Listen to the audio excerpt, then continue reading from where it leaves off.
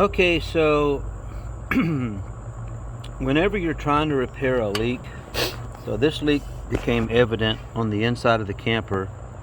This is the front where the roof joins to the front panel, the sloping panel.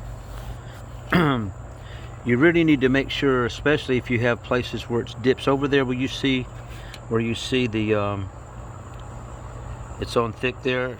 It's a low spot. The water will run down and pool there, and if you don't have a nice thick layer of this sealant, I think what happens is when it's bouncing down the road, it'll stretch and stretch, and then what'll happen is you'll get a leak. Put it on nice and thick and wide there so it can wiggle without deforming a leak. Just saying, it happened to me. Didn't leak until we took a trip and it was bouncing down the road. Of course it leaked when we got home. And I've also on the back there, I've got the same thing going on. I fixed that. Make sure you get a nice wide bead of that sealant, cover every crack.